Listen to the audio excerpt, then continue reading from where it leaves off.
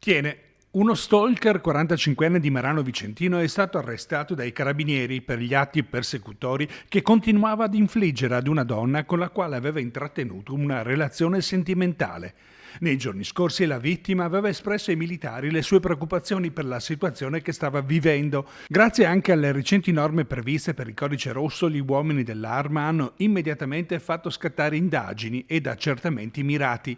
Le evidenze investigative sono state raccolte e consegnate al GIP del Tribunale di Vicenza, che ha deciso gli arresti domiciliari e l'applicazione del braccialetto elettronico nei confronti dell'uomo.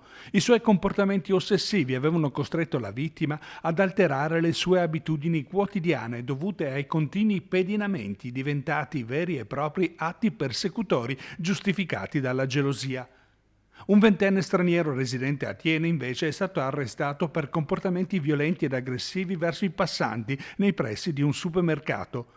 I militari che lo hanno bloccato sono stati a loro volta aggrediti ed ingiuriati, evitando infine di comunicare loro le proprie generalità. Dopo essere stato trattenuto nella camera di sicurezza, il magistrato ha disposto la liberazione dell'uomo in attesa del processo.